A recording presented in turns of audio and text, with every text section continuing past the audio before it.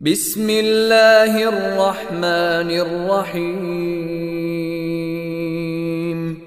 اقرأ باسم ربك الذي خلق خلق الإنسان من علق اقرأ وربك الأكرم الذي علم بالقلم إن الحمد لله نحمده ونستعينه من يهده الله فلا مضل له ومن يضلل فلا هادي له أشهد أن لا إله إلا الله وحده لا شريك له وأشهد أن محمدا عبده ورسوله أما بعد اللهم صل على محمد وعلى آل محمد كما صليت على إبراهيم وعلى آل إبراهيم إنك حميد مجيد اللهم بارك على محمد وعلى آل محمد كما باركت على إبراهيم وعلى آل إبراهيم إنك حميد مجيد. புகழனைத்தும் ஏக இறைவனான அல்லாஹ் ஒருவனுக்கே உரித்தானது. மாண்பும் உயர்வுமிக்க அல்லாஹுவை நாங்கள் போற்றி புகழ்கின்றோம். அவனிடமே நாங்கள் அனைத்து உதவியும் தேடுகிறோம். அல்லாஹ் யாருக்கு நேர் வழிகாட்டினானோ அவரை வழிகெடுப்பவர் எவருமில்லை. யாரை அவன் வழிகேட்டில் விட்டானோ அவருக்கு நேர் வழிகாட்ட எவரும் இல்லை. வணக்கத்துக்கு உரியவன் அல்லாஹுவை தவிர வேறு இறைவன் இல்லை. அவன் தனித்தவன், அவனுக்கு யாதொன்றும் இணையில்லை என்று நான் உளமாற சாட்சி சொல்கிறேன். மேலும் முஹம்மது ஸல்லல்லாஹு அலைஹி வஸல்லம் அல்லாஹுடைய திருத்தூதரும் அவனுடைய அடியாருமாக இருக்கிறார் என்று மேலும் நான் உளமாற சாட்சி சொல்கிறேன். அன்புக்கினிய சகோதர சகோதரிகளே, அல்லாஹ் கடமையாக்கி இந்த ஜும்மா தொழுகையை தொழுவதற்காக அவனுடைய இல்லத்தில் அமர்ந்திருக்கும் நம் மீது, நம் குடும்பத்தார் மீது இந்த சத்திய மார்க்கமான தீனுல் இஸ்லாமை தன்னுடைய உயிர் சுவாசமாக சுவாசித்த இந்த சஹாபாக்கள் மீதும் சஹாபிய பெண்களின் மீதும் அல்லாஹுவையும் மறுமை நாளையும் உறுதியாக நம்பி வாழ்கின்ற ஒவ்வொரு மூமின்கள் மீதும் முஸ்லிம்கள் மீதும் அல்லாஹுடைய அன்பும் அருளும் என்றும் உண்டாகட்டும் என்று அவனிடம் இறங்கியவனாக இந்த ஜும்மா உரையை ஆரம்பம் செய்கிறேன். ஜும்மாவிற்காக எடுத்துக்கொள்ளப்பட்ட தலைப்பு பாங்கிற்கு செவியேற்போம் என்கின்ற தலைப்பு ஜும்மாவிற்காக எடுத்துக்கொள்ளப்பட்டிருக்கிறது.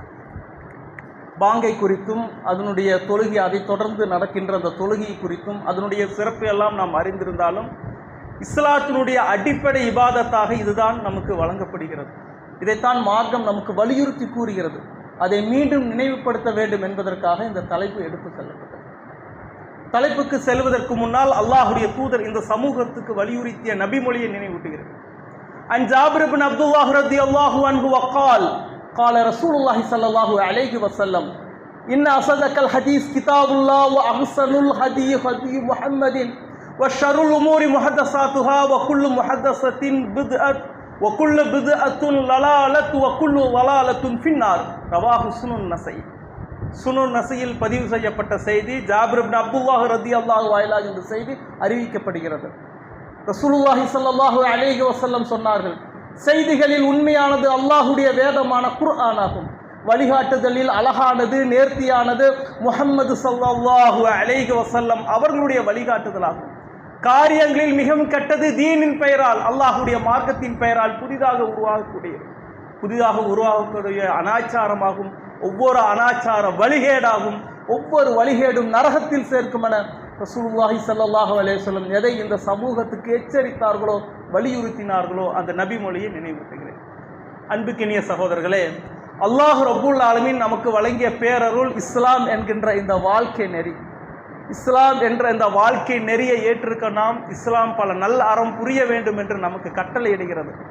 அவற்றில் முதன்மையானது, மிக முக்கியமானது தொழுகையாகத்தான் இருக்கிறது.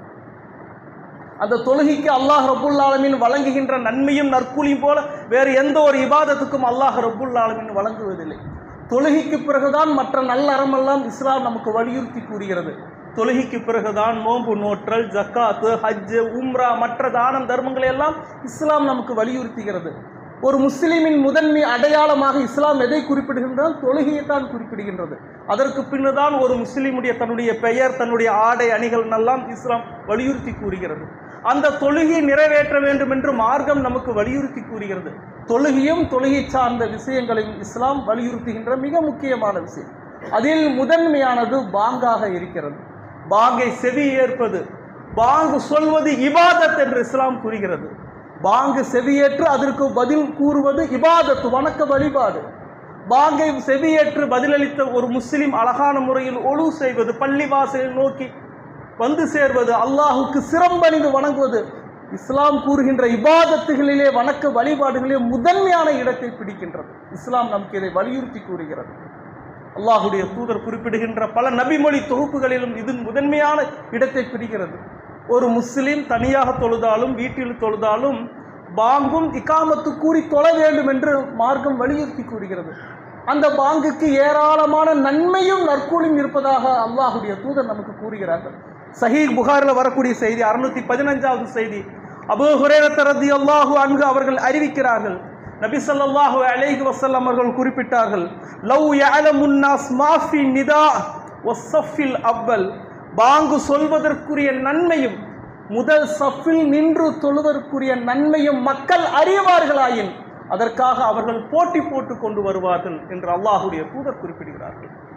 மக்களை தொழுகைக்காக அழைக்கப்படுகின்ற அந்த பாங்குடைய நன்மை, அல்லாஹுவை தொழுவதற்காக முதல் சஃபில் நின்று வணங்குகின்ற அந்த தொழுகையுடைய நன்மை மக்கள் அறிவார்களாயின் அதற்காக அவர்கள் போட்டி போட்டு கொண்டு வருவார்கள். யாருக்கு அந்த இடம் கொடுப்பது என்று சீட்டு குலுக்கி போடக்கூடிய நிலை ஏற்படும் என்று அல்லாஹுடைய தூதர் குறிப்பிடுகிறார்கள். அல்லாஹுடத்தில் உயர்ந்த நன்மையும் நற்கூலியும் பெற்றுத்தரக்கூடியது இறை இல்லங்களில் எழுப்பப்படுகின்ற பாங்கு என்பதை அல்லாஹுடைய தூதர் இந்த ஹதீஸின் வாயிலாக நமக்கு விளக்குகிறார்கள். அபூதாவுதில் வரக்கூடிய செய்தி, 1017வது செய்தி, நபி ஸல்லல்லாஹு அலைஹி வஸல்லம் குறிப்பிடுகிறார்கள், ஒரு ஆட்டு இடையன் தன்னுடைய ஆட்டை ஓட்டிக்கொண்டு மலை உச்சிக்கு செல்கிறான். தொழுகையுடைய நேரம் வருகிறது, அவன் பாங்கும் தொழுகையை தன்னுடைய நிலை நிறுத்துகிறான். அல்லாஹ் கூறுவதாக அல்லாஹுடைய தூதர் குறிப்பிடுகிறார்கள், அல்லாஹ் ரப்புல் ஆலமீன் அந்த அடியானை கண்டு பெருமை கொள்கிறான், அந்த அடியானை கொண்டு அவன் உவகை கொள்கிறான் என்று அல்லாஹுடைய தூதர் குறிப்பிடுகிறார்கள். அல்லாஹ் ரப்புல் ஆலமீன் கூறுவதாக அல்லாஹுடைய தூதர் சொன்னார்கள், இதோ பாருங்கள், என்னுடைய அடியான் பாங்கும் காமத்தும் கூறி தன்னுடைய தொழுகையை நிலைநாட்டுகிறான், அவன் என்னை அஞ்சுகிறான், எனவே அவனை நான் மன்னித்து விட்டேன் என்று அல்லாஹ் ரப்புல் ஆலமீன் கூறுவதாக அல்லாஹுடைய தூதர் குறிப்பிடுகிறார்கள். ஒரு ஆட்டு இடையன் பாங்கும் இகாமத்தும் கூறி தன்னுடைய தொழுகையை நிலைநாட்டுகிறான், அல்லாஹ் ரப்புல் ஆலமீன் அதை கண்டு பெருமை அடைகிறான், மகிழ்ச்சி அடைகிறான், பாவங்கள் மன்னிக்கப்படுவதாக அல்லாஹ் ரப்புல் ஆலமீன் கூறுவதாக அல்லாஹுடைய தூதர் குறிப்பிடுகிறார்கள். அல்லாஹுடைய அன்பையும் அருளையும் பெற்றுத்தரக்கூடியது, ஒரு முஸ்லீமுடைய பாவங்கள் மன்னிக்கப்படுவதற்கு மிக முக்கிய காரணியாக இருப்பதாக இந்த இஸ்லாம் இந்த வணக்க வழிபாட்டை நமக்கு கூறுகிறது. அல்லாஹுடைய தூதர் பாங்கு கூறுகின்ற முஅத்தினை குறித்து நமக்கு கூறுகிறார்கள். அல்லாஹுடைய தூதர் முஅத்தினுக்காக சிறப்பான ஒரு பிரார்த்தனையும் புரிந்தார்கள் என்ற செய்தியை நாம் பார்க்கிறோம். முஸ்னத் அஹ்மதில் பதிவு செய்யப்பட்ட செய்தி, 9418வது செய்தி, அபூ ஹுரைரா ரலியல்லாஹு அவர்கள் அறிவிக்கிறார்கள், நபி ஸல்லல்லாஹு அலைஹி வஸல்லம் கூறினார்கள், இமாம் என்பவர் பின்பற்றி தொழுபவர்களின் தொழுகைக்கு பொறுப்பாளி ஆவார் என்று அல்லாஹுடைய தூதர் குறிப்பிடுகிறார்கள். இமாம் என்பவர் மக்களுடைய தொழுகைக்கு பொறுப்பாளி ஆவார். மக்களில் பலவீனமானவர்கள், மக்களில் நோயாளிகள், மக்களில் அலுவல் உடையவர்கள், மக்களில் சிறுவர்கள், பெண்கள் இருப்பார்கள். எனவே இமாம் தொழுகையை அழகாகவும் சுருக்கமாக தொழுவிக்க வேண்டும் என்று அல்லாஹுடைய தூதர் குறிப்பிடுகிறார்கள். மக்களுடைய தொழுகைக்கு பொறுப்பாளியாக இமாம் இருக்கிறார் என்று அல்லாஹுடைய தூதர் குறிப்பிடுகிறார்கள். மேலும் அல்லாஹுடைய தூதர் சொல்கிறார்கள், முஅத்தின் பாங்கை அறிவிக்கக்கூடிய அந்த முஅத்தின் அறிவிப்பாளர் சரியான நேரங்களில் மக்களை தொழுகைக்கு அறிவிக்கக்கூடிய அந்த முஅத்தின் தொழுகையை அறிவிக்கின்ற ஒரு நம்பிக்கைக்குரியவர் ஆவார் என்று அல்லாஹுடைய தூதர் குறிப்பிடுகிறார்கள். தொழுகையை சரியான நேரத்தில் அறிவிக்கக்கூடிய நம்பிக்கைக்குரியவர் ஆவார் என்று அல்லாஹுடைய தூதர் குறிப்பிட்டு விட்டு அல்லாஹுடைய தூதர் சொன்னார்கள், இமாம்களை அல்லாஹ் நேர்வழிப்படுத்துவானாக என்றார்கள். ஒரு சமூகம் நேரான வழியில் செல்ல வேண்டுமென்றால் மார்க்க அறிவு கற்ற மார்க்க அறிஞர்கள் அந்த சமூகத்துக்கு நேரான வழியினுடைய கருத்துக்களை எடுத்துரைக்க வேண்டும். இமாம் வழி தவறியவனால், வழி கெட்டவராக இருந்தால் அந்த சமூகம் முழுவதும் வழி கெட்டுவிடும். எனவேதான் அல்லாஹுடைய தூதர் குறிப்பிட்டார்கள், இமாம்களை அல்லாஹ் நேரு வழியில் செலுத்தட்டும், பாங்கு சொல்லக்கூடிய முஅத்தின்களுக்கு அல்லாஹ் மன்னிப்பு வழங்குவானாக என்று அல்லாஹுடைய தூதர் குறிப்பிட்டார்கள். இறை இல்லங்களில் எழுப்புகின்ற அந்த பாங்கை கூறுகின்ற அந்த முஅத்தினுடைய பாவங்களை மன்னிக்கட்டும் என்று அல்லாஹுடைய தூதர் பிரார்த்தனை புரிந்தார்கள் என்ற செய்தியை நாம் பார்க்கிறோம். அதே போல பாங்கு சொல்லவருக்குரிய நிலையை பற்றி அல்லாஹுடைய தூதர் குறிப்பிடுகிறார்கள். சஹீஹ் புகாரி 609வது செய்தியாக அபூ சயீதுல் குத்ரி ரலியல்லாஹு அன்ஹு வாயிலாக இந்த செய்தி அறிவிக்கப்படுகிறது. ரசூலுல்லாஹி ஸல்லல்லாஹு அலைஹி வஸல்லம் சொன்னார்கள், முஅத்தினுடைய பாங்கு சப்தத்தை கேட்கின்ற எதுவானாலும், ஜின்னானாலும் மனிதனாக இருந்தாலும் மற்ற வேற எந்த பொருட்களாக இருந்தாலும், ஷஹித லஹு யௌமல் கியாமத், நிச்சயம் நாளை அவருக்காக மறுமை நாளில் பரிந்துரை செய்யும் என்று அல்லாஹுடைய தூதர் குறிப்பிட்டார்கள். நாளை மறுமை நாளில் பொருட்கள் எல்லாம் அல்லாஹுவிடத்தில் உரையாடக்கூடியதாக இருக்கும்.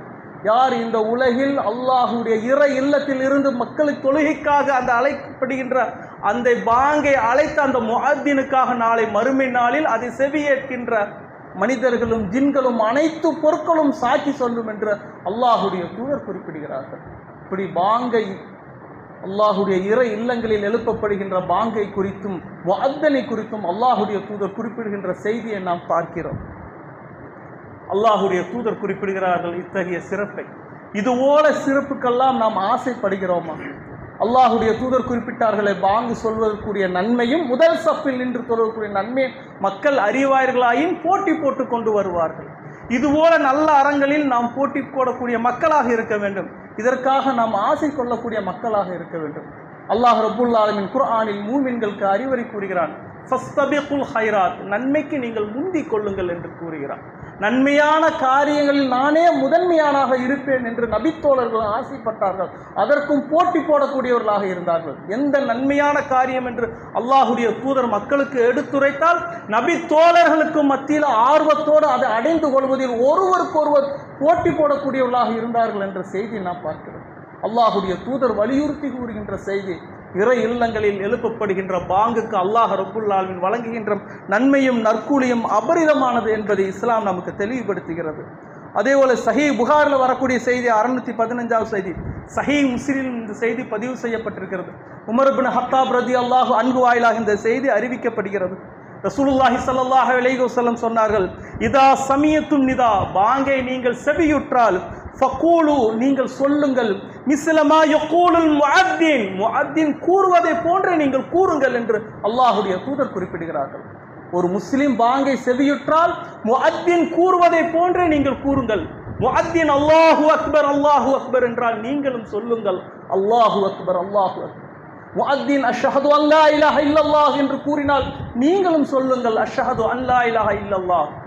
முஅத்தின் அஷ்ஹது அன்ன முஹம்மது ரசூலுல்லாஹ் என்றால் நீங்களும் சொல்லுங்கள் அஷ்ஹது அன்ன முஹம்மது ரசூலுல்லாஹ். ஹய்யாலஸ் ஸலாஹ் ஹய்யாலல் ஃபலாஹ் என்றால் லா ஹவுல வலா குவத்த இல்லா பில்லாஹ் என்று கூறுங்கள் என்று அல்லாஹ்வுடைய தூதர் கூறுகிறார்கள். இறுதியில் அல்லாஹ்வுடைய தூதர் சொன்னார்கள், மின் கல்பிஹி தஹலல் ஜன்னா, யார் இதுபோல உளமாற கூறுகிறாரோ நிச்சயம் அவர் சொர்க்கத்தில் நுழைந்து விட்டார் என்று அல்லாஹ்வுடைய தூதர் குறிப்பிடுகிறார்கள். முஅத்தினுடைய பாங்கை செவிகின்ற ஒரு முஸ்லிம் அதுபோல திருப்பி கூறுதல், யார் தன்னுடைய உளமாற இந்த வார்த்தைகளை கூறுகிறாரோ நிச்சயம் சொர்க்கத்துக்கு நுழைந்து விட்டார் என்று அல்லாஹ்வுடைய தூதர் குறிப்பிடுகிறார்கள்.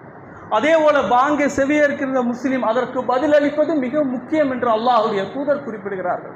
சஹீஹ் முஸ்லிம் வரக்கூடிய செய்தி 628வது செய்தி, அப்துல்லாஹ் இப்னு அம்ர் இப்னு ஆஸ் ரலியல்லாஹு வாயிலாக இந்த செய்தி அறிவிக்கப்படுகிறது. நபி ஸல்லல்லாஹு அலைஹி வஸல்லம் கூறினார்கள், பாங்கை செவியுற்றால் முஅத்தின் கூறுவதை போன்றே நீங்களும் கூறுங்கள், பிறகு என் மீது நீங்கள் ஸலவாத்து சொல்லுங்கள். யார் என் மீது ஒரு முறை ஸலவாத்து சொல்கிறார்களோ ஸல்லல்லாஹு அலைஹி பிஹா அஷரா, அவருக்கு அல்லாஹ் 10 முறை அருள் புரிகிறான் என்று அல்லாஹ்வுடைய தூதர் குறிப்பிடுகிறார்கள். அல்லாஹ்வுடைய தூதர் மீது கூறுகின்ற ஒரு ஸலவாத் அல்லாஹ் ரப்புல் ஆலமீன் அந்த முஸ்லிமுக்கு 10 முறை அருள் புரிகிறான். நபித்தோழர்கள் கேட்டார்கள், அல்லாஹ்வுடைய தூதரே, நாங்கள் உங்கள் மீது எப்படி ஸலவாத்து சொல்வது என்று. அல்லாஹ்வுடைய தூதர் சொன்னார்கள், அல்லாஹும்ம ஸல்லி அலா முஹம்மதின் வ அலா ஆலி முஹம்மதின் கமா ஸல்லைத அலா இப்ராஹீம வ அலா ஆலி இப்ராஹீம இன்னக ஹமீதுன் மஜீத். அல்லாஹும்ம பாரிக் அலா முஹம்மதின் வ அலா ஆலி முஹம்மதின் கமா பாரகத அலா இப்ராஹீம வ அலா ஆலி இப்ராஹீம இன்னக ஹமீதுன் மஜீத் என்று அல்லாஹ்வுடைய தூதர் அந்த ஸலவாத்தை கற்றுத் தந்தார்கள். பிறகு அல்லாஹ்வுடைய தூதர் சொன்னார்கள், எனக்காக நீங்கள் வசீலா தேடுங்கள் என்றார்கள். வசீலா என்றால் சொர்க்கத்துள் நாளை மறுமை நாளில் சொர்க்கத்துடைய உயர்ந்த அந்தஸ்துடைய ஒரு பதவி. அது அல்லாஹுடைய அடியார்களில் ஒருவருக்கு தான் வழங்கப்படும். அந்த அடியார்களில் நான் ஒருவனாக இருக்க வேண்டும் என்று ஆசைப்படுகிறேன், எனக்காக நீங்கள் வசீலா தேடுங்கள் என்று தன்னுடைய சமூகத்துக்கு கூறினார்கள். யார் எனக்காக அந்த வசீலாவை தேடுகிறார்களோ நாளை மறுமை நாளில் என்னுடைய பரிந்துரை ஷஃபாஅத் உறுதியாகிவிடும் என்று அல்லாஹ்வுடைய தூதர் குறிப்பிடுகிறார்கள். பாங்கை செவியேற்ற ஒரு முஸ்லிம் பாங்குக்கு மறுமொழி கூறி அல்லாஹுடைய தூதர் மீது ஸலவாத்து சொல்லி யார் அந்த வசீலா என்கின்ற அல்லாஹுடைய தூதருக்காக உயர்ந்த பதவியை வேண்டுகிறாரோ நாளை மறுமை நாளில் ஷஃபாஅத் உறுதி என்று கூறுகிறார்கள். ஷஃபாஅத் என்றால் எத்தகைய ஷஃபாஅத்? நாளை மறுமை நாள் எத்தகைய மறுமை நாள்? மனிதர்களுக்கு மத்தியில் எந்த இரத்த உறவுகளும் இல்லாத நாள். ஒரு தந்தை தன்னுடைய பிள்ளைக்கு எந்த உதவியும் செய்ய முடியாது. ஒரு பிள்ளை தன்னுடைய தந்தைக்கு எந்த உதவியும் செய்ய முடியாது. தங்க காசுகளும் வெள்ளி காசுகளும் செல்லுபடியாகாத காலம். அல்லாஹுடைய தூதர் சொன்னார்கள், திர்ஹங்களும் தினாரும் செல்லுபடியாகாத காலத்தில் அல்லாஹுடைய தூதருடைய பரிந்துரை, இதோ என்னுடைய சமூகத்தைச் சேர்ந்த ஒரு அடியான், அல்லாஹுவே இவருடைய பாவங்களை மன்னி இவருக்கு நரக நெருப்பிலிருந்து பாதுகாப்பு அளி என்று அல்லாஹுடைய தூதருடைய பரிந்துரை அவசியம் என்று அல்லாஹுடைய தூதர் குறிப்பிடுகிறார். எனவே பாங்கை செவியேற்பது இபாதத், பாங்குக்கு மறுமொழி கூறுவது இபாதத், அதற்கு பிறகு ஓதப்படுகின்ற அந்த பிரார்த்தனையின் இபாதத் என்று இஸ்லாம் நமக்கு வலியுறுத்தி கூறுகிறது. அதேபோல பாங்கை செவியேற்ற ஒரு முஸ்லிம், அதற்கு பதிமொழி கூறிய முஸ்லிம் தொழுகையை நிலைநாட்டுவது அவன் மீது கடமையாகும். அல்லாஹுடைய தூதர் குறிப்பிடுகிறார்கள். சஹீஹ் முஸ்லிம்ல வரக்கூடிய செய்தி, உக்பா இப்னு ஆமிர் ரலியல்லாஹு வாயிலாக இந்த செய்தி அறிவிக்கப்படுகிறது. அல்லாஹுடைய தூதர் சொன்னார்கள், ஒரு முஸ்லிம் அழகிய முறையில் ஒழு செய்து தன்னுடைய அகத்தையும் முகத்தையும் ஒருநிலைப்படுத்தி பணிந்து உள்ளச்சத்துடன் அல்லாஹுவை தொழுவாரானால் அவருக்கு சொர்க்கம் கட்டாயம் ஆகாமல் இருப்பதில்லை என்று அல்லாஹுடைய தூதர் குறிப்பிடுகிறார்கள். ஒரு முஸ்லிமுக்கு சொர்க்கத்தை கட்டாயம் ஆக்கக்கூடிய நல் அறமாக இஸ்லாம் எதை குறிப்பிடுகின்றது? தொழுகையை தான் இஸ்லாம் குறிப்பிடுகின்றது. அல்லாஹுடைய தூதர் குறிப்பிடுகிறார்கள். சஹீஹ் புகாரில் வரக்கூடிய செய்தி, ஒரு முஸ்லிம் ஒருவர் பள்ளி வாசலுக்கு காலையிலோ மாலையிலோ சென்று வந்தால் அவர் ஒவ்வொரு முறையும் சென்று வரும்போதெல்லாம் அஅதல்லாஹு லஹு ஃபி ஜன்னத்தின் நுஸுலா, அவருக்காக அல்லாஹ் சொர்க்கத்தில் அவருடைய மாளிகை, அவருடைய இருப்பிடத்தை அல்லாஹ் தயார் செய்கிறான் என்று அல்லாஹுடைய தூதர் குறிப்பிடுகிறார். அல்லாஹுவை தொழுவதற்காக ஒரு முஸ்லிம் பள்ளி வாசலை நோக்கி வரும்போது நாளை மறுமை நாளில் அவர் வசிக்கின்ற அவருடைய இல்லம் ஏற்பாடு தயார் செய்யப்படுகிறது என்றெல்லாம் அல்லாஹுடைய தூதர் குறிப்பிடுகிறார்கள். இஸ்லாம் அந்த தொழுகை நமக்கு வலியுறுத்தி கூறுகிறது. முஸ்லிமின் முதன்மை அடையாளமாக அதைத்தான் இஸ்லாம் நமக்கு கூறுகிறது. இப்போ பாங்கை செவியேற்கிற முஸ்லிம் அதற்கு மறுமொழி கூறுவதும் பதில் அளிப்பதும் தொழுகையை நிறைவேற்றுவதும் முதன்மையாக வணக்கமாக இஸ்லாம் கூறுகிறது. அதேபோல ஒரு முஸ்லிம் தொழுகைக்காக எடுத்து வைக்கக்கூடிய காலடிகளும் நன்மையும் நற்கூலியும் இருப்பதாக அல்லாஹுடைய தூதர் குறிப்பிடுகிறார்கள்.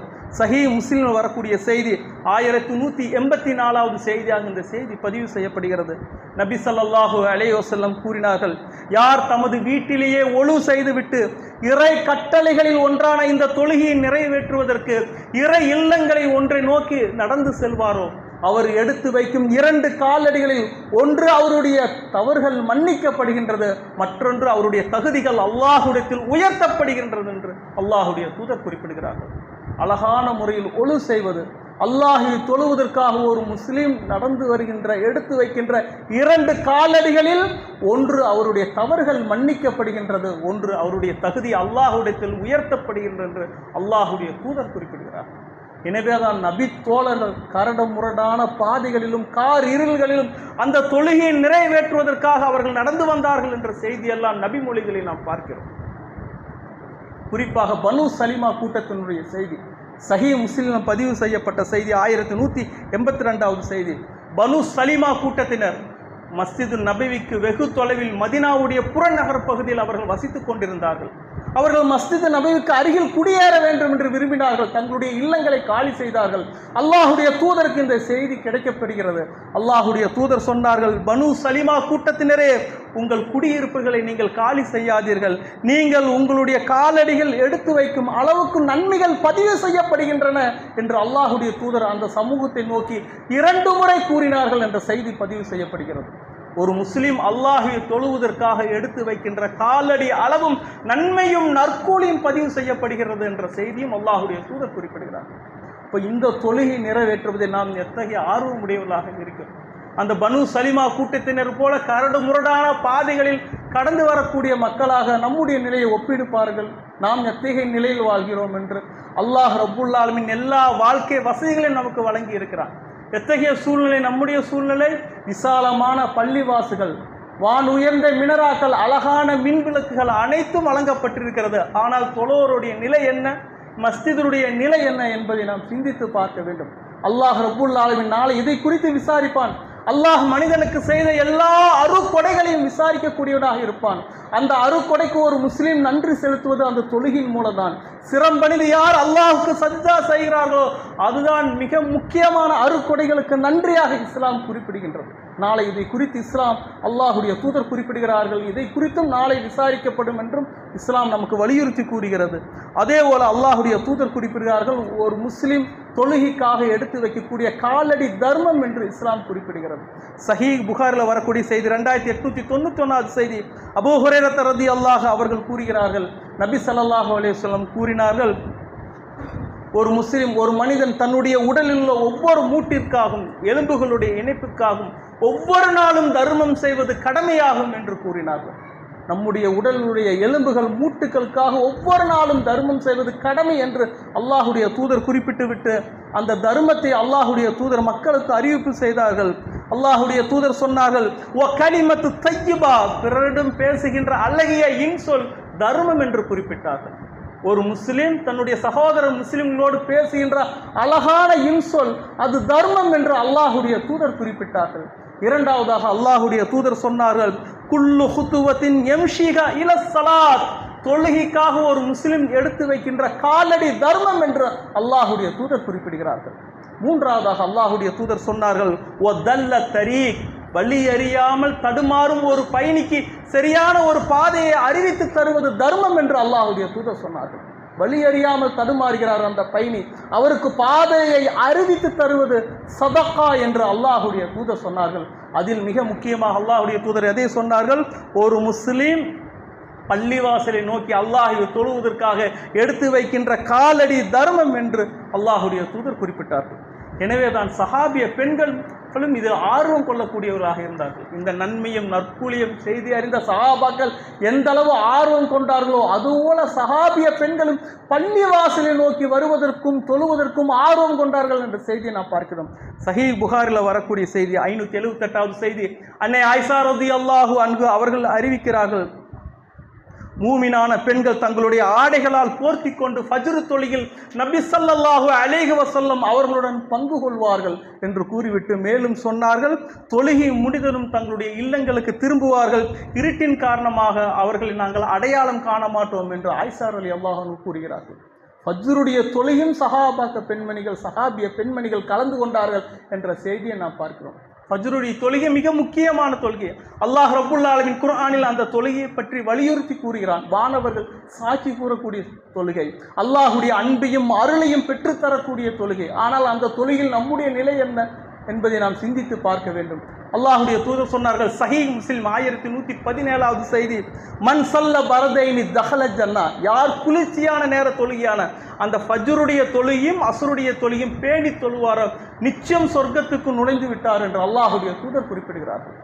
ஃபஜ்ர் என்பது அசாதாரணமான சூழ்நிலை நேரம், மனிதன் ஆழ்ந்த உறக்கத்தில் இருக்கக்கூடிய நேரம், தன்னுடைய இறைவனை நினைவு கூர்ந்து விழித்து எழுதுகின்ற அந்த மனிதனுக்கு அல்லாஹ் அருள் புரிகிறான். அதே போல அஸ்ருடைய நேரம் மாலை பொழுது பொருளாதாரத்தை திரட்டுகின்ற நேரம். அந்த மாலை பொழுதில் தன்னுடைய பொருளாதாரத்தை திரட்டுகின்ற வேளையில் யார் தன்னுடைய இறைவனை நினைவு கூறுவானோ நிச்சயம் சொர்க்கம் செல்வார் என்று அல்லாஹுடைய தூதர் வலியுறுத்தி கூறுகிறார். ஆனால் ஃபஜ்ரு தொழுகை குறித்து இஸ்லாம் நமக்கு வலியுறுத்தி கூறுகிறார். ஆனால் ஃபஜ்ருடைய நிலை எத்தகைய நிலை நம்மிடம்? அல்லாஹுடைய தூதர் சொன்னார்கள், சஹீஹ் முஸ்லிம் பதிவு செய்யப்பட்ட செய்தி, முனாஃபிகளுக்கு பாரமான 2 தொழுகை என்று அல்லாஹுடைய தூதர் சொன்னார்கள். அது ஃபஜ்ருடைய தொழுகையும் இஷாவுடைய தொழுகையும் முனாஃபிகளுக்கு பாரமாக இருக்கும். முனாஃபிகள் என்பவர் யார்? உள்ளத்தால் குஃபரையும் ஷிர்க்கையும் ஏந்தி கொண்டு தன்னுடைய வாயலிலும் தன்னுடைய உடல் அலிலும் முஸ்லீம்களாக நடிக்கக்கூடியவர்கள். நாம் தான் நம்முடைய நிலையை நாம் சிந்தித்து பார்க்க வேண்டும். அல்லாஹுடைய தூதருடைய காலத்திலும் அந்த முனாஃபிகள் இந்த தொழுகையெல்லாம் நிறைவேற்றினார்கள் என்ற செய்தியை நாம் பார்க்கிறோம். ஆனால் முஸ்லீம்களாகிய நாம் இறை இல்லங்களை நோக்கி வர வேண்டிய நாம் ஃபஜ்ருடைய தொழுகையின் நிலை அந்த பரிதாபம். அல்லாஹ் இஸ்லாம் இந்த தொழுகையெல்லாம் நமக்கு வலியுறுத்தி கூறுகிறது. அந்த தொழுகையை நிறைவேற்றக்கூடிய நன்மக்களாக அல்லாஹ் ரப்புல் ஆலமீன் நம்மை ஆக்கி அல்வான் என்று கூறினாக முதல் உரையை நான் நிறைவு செய்கிறேன்.